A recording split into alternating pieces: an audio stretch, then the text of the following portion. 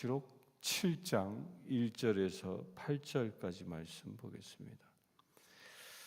말씀 먼저 보겠습니다. 2일 후에 내가 내 천사가 땅 내 모퉁이에 선 것을 보니 땅의 사방에 바람을 붙잡아 바람으로 하여금 땅에나 바다에나 각종 나무에 불지 못하게 하더라.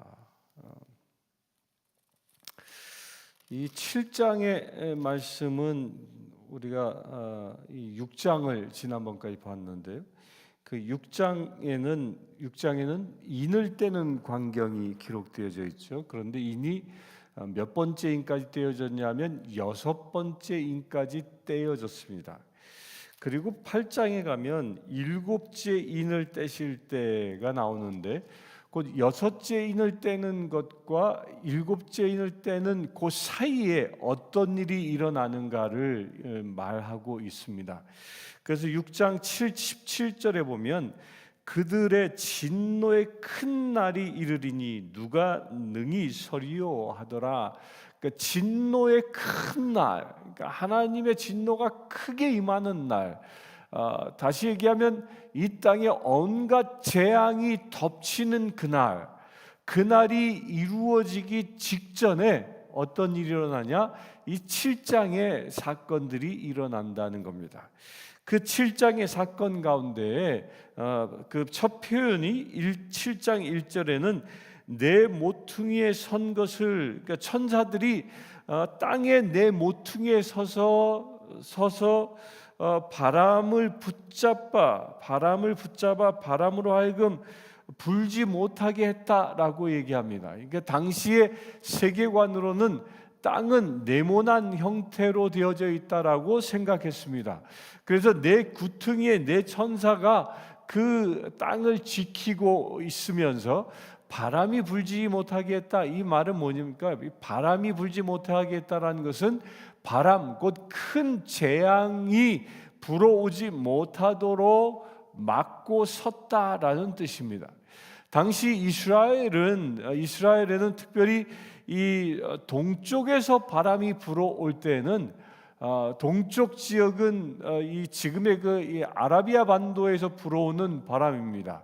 그러니까 아라비아 반도의 그 거칠고 메마른 바람이 불어오면 그 이스라엘 땅 전역이 이 황폐화되어지는 그런 일들이 일어났습니다. 건조한 바람이 건조한 열풍들이 그것도 모래와 함께 불어오면 모든 농작물들이 다 초토화되어지는 일들이 일어났던 것이죠. 이것은 대재앙이었습니다. 이런 그 대재앙을 이 비유 삼아서 지금 이제 6번째 인이 쳐지고 나서 6번째 봉인이 풀리고 나서 7번째 마지막 그 대재앙이 일어나기 전, 그때 하나님께서는 그 천사들에게 바람아 멈추라라고 명령하고 계십니다. 왜 그 바람을 멈추게 합니까? 대재앙을 멈추게 했습니까? 그 중요한 이유에 관하여 2절에 이렇게 얘기합니다.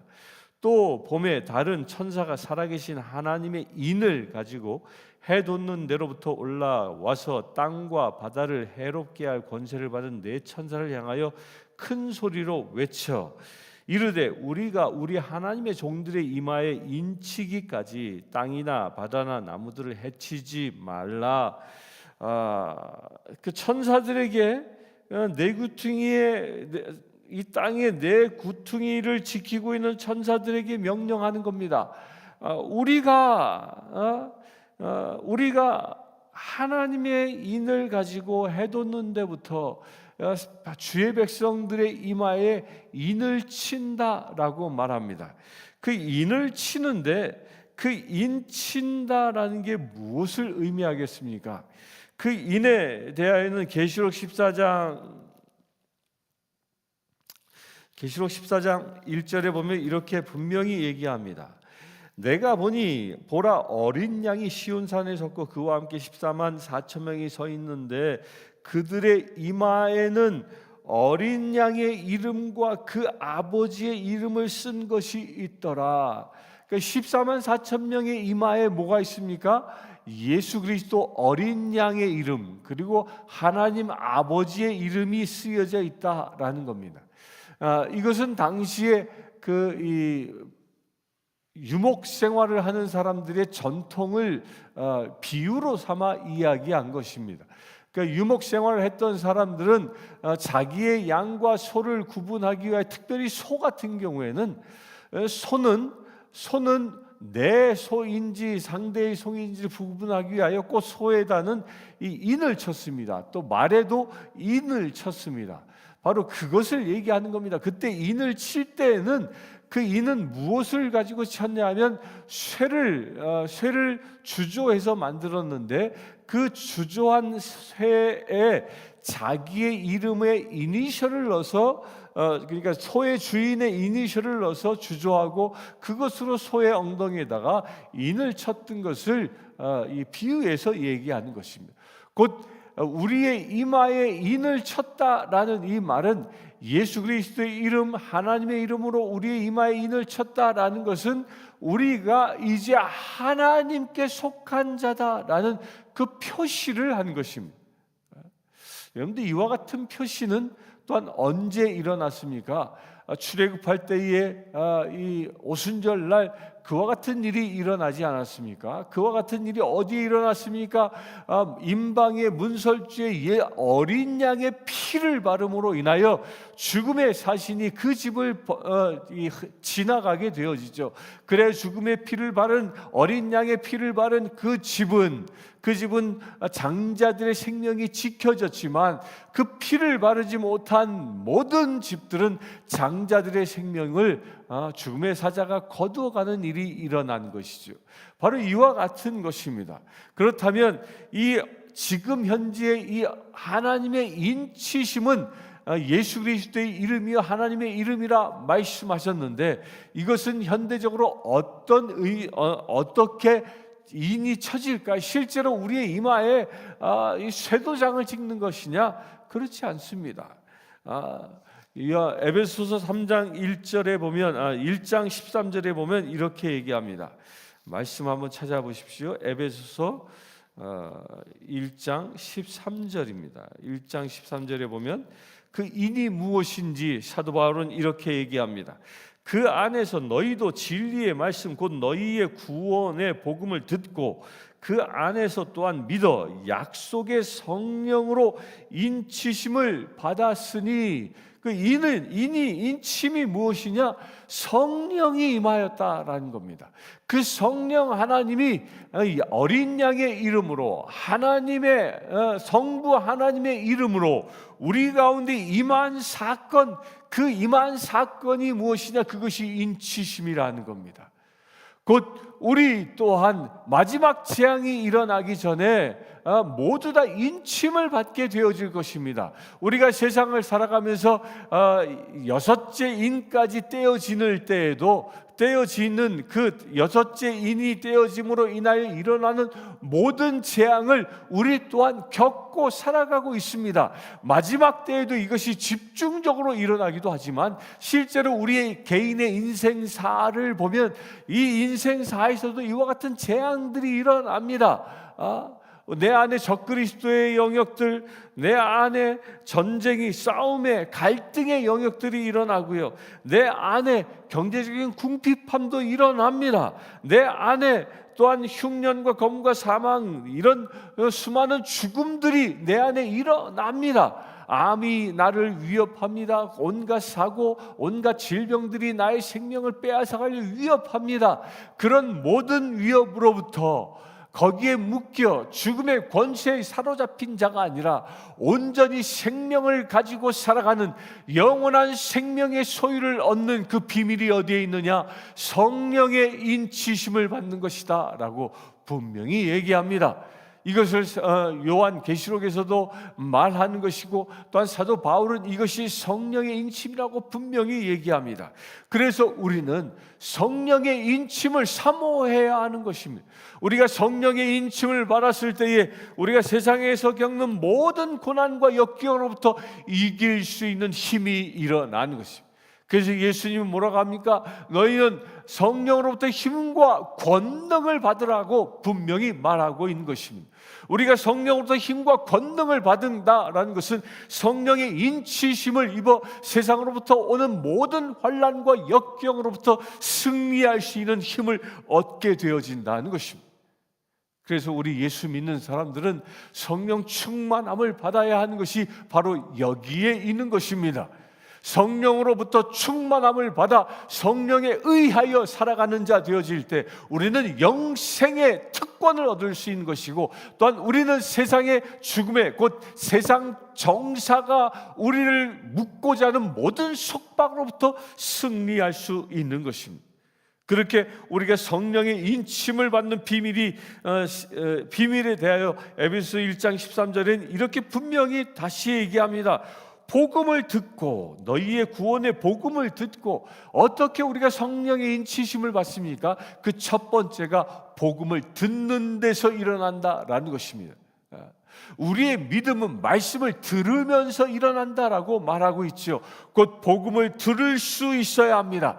여러분들 귀가 열려 하나님의 말씀이 여러분들 귀를 통하여 들려지기 시작할 때 성령은 임하기 시작한다는 것입니다. 그렇게 말씀이 들려졌을 때 그 말씀을 내가 어떻게 합니까? 그 말씀을 믿음으로 받아들여지면, 여기서 믿는다라는 것은 무엇을 얘기합니까? 믿는다라는 것은 내가 듣는 말씀대로 내 마음 안에 그 말씀이 새겨지고 그 말씀이 새겨진 대로 내가 살아간다라는 겁니다. 행하지 아니하는 믿음은 죽은 믿음이라는 말씀처럼 그 들은 말씀대로 내가 살아가는 것, 강하고 담대하라 말씀하시면 그렇게 살아가는 것, 항상 기뻐하라 말씀하시면 항상 기뻐하는 것, 범사에 감사하라 말씀하시면 모든 일에 감사하며 살아가는 것, 깨어 기도하라 말씀하시면 우리가 깨어 기도하는 것, 그렇게 살아가는 자에게 무엇이 임합니까? 성령이 임하시는 겁니다.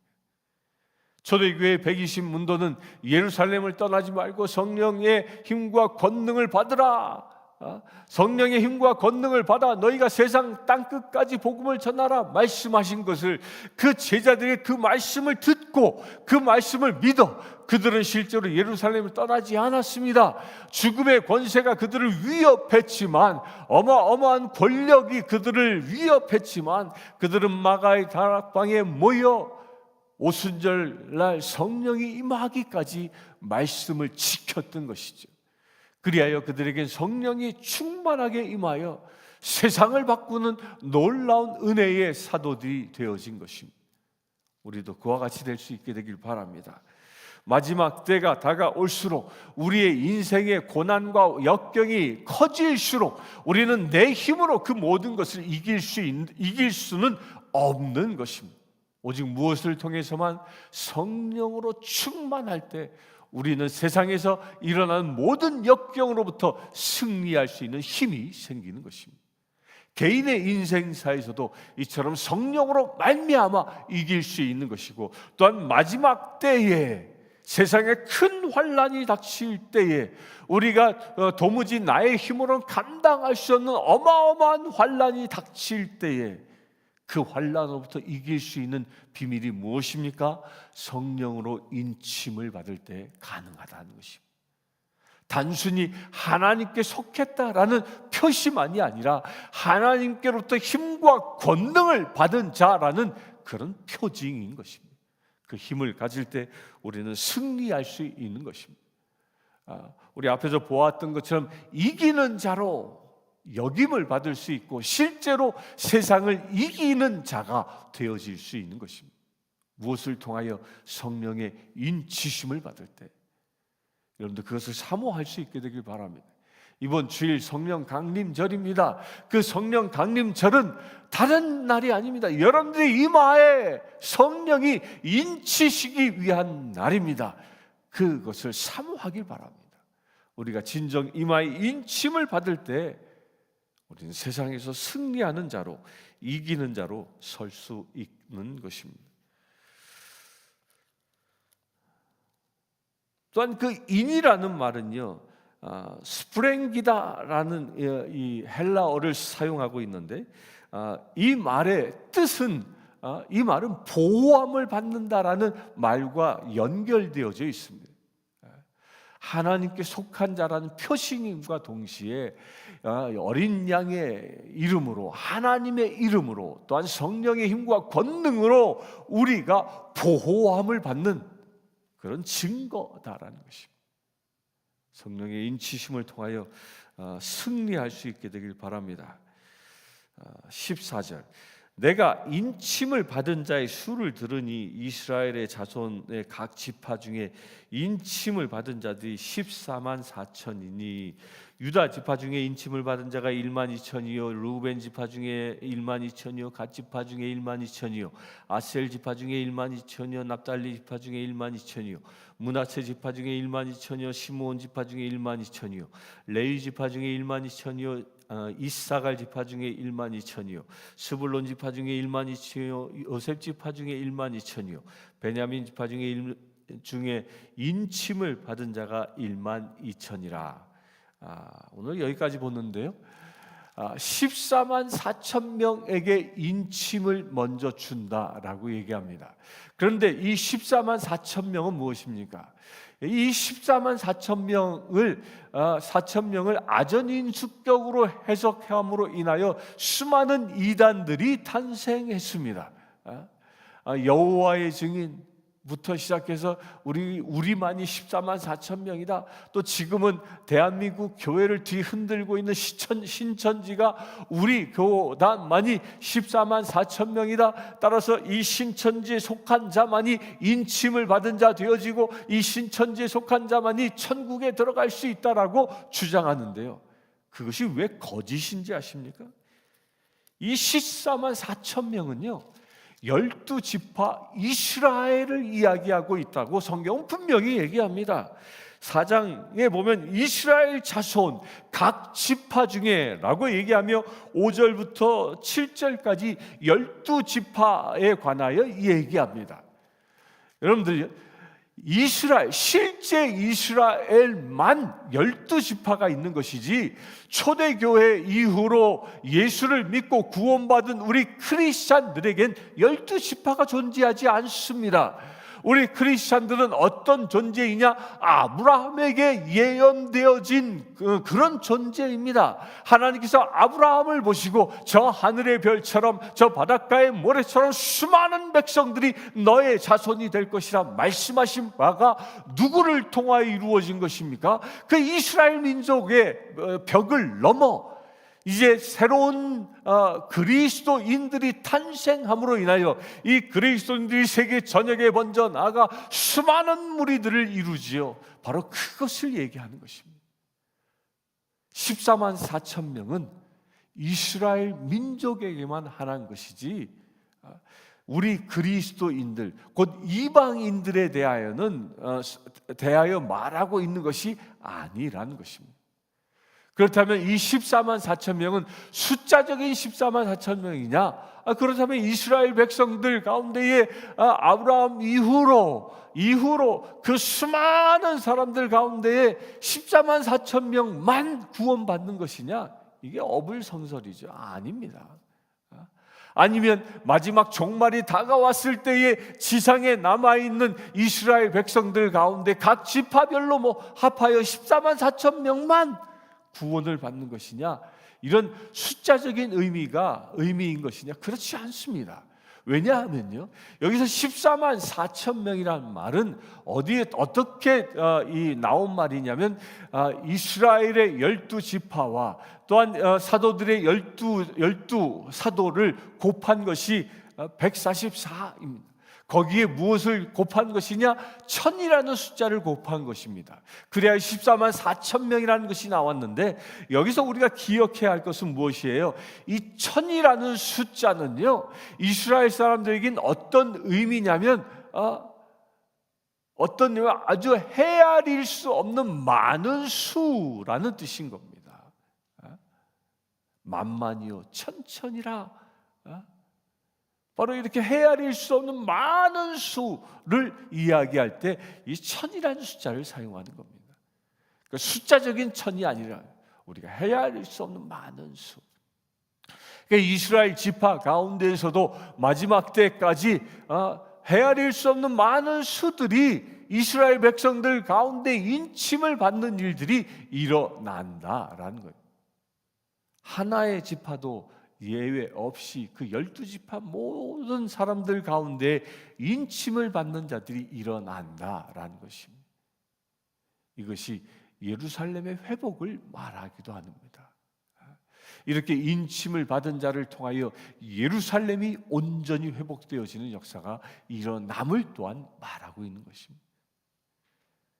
지금 이 선교사들 가운데는 이스라엘의 구원을 위하여, 이스라엘을 선교하는 부르심을 받은 사람들이 있습니다.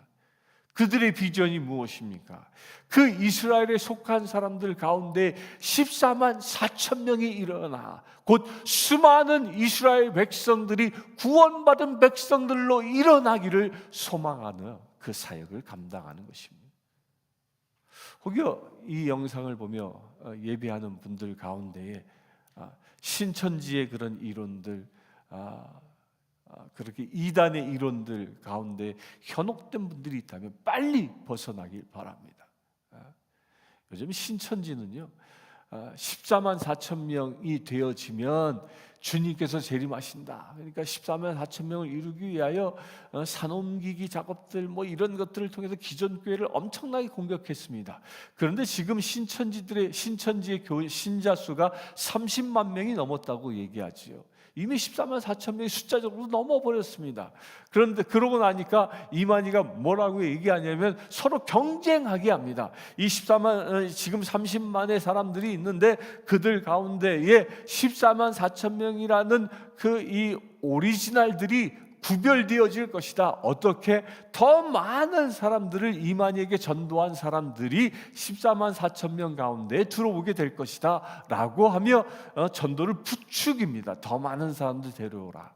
여러분들 이게 얼마나 큰 모순입니까?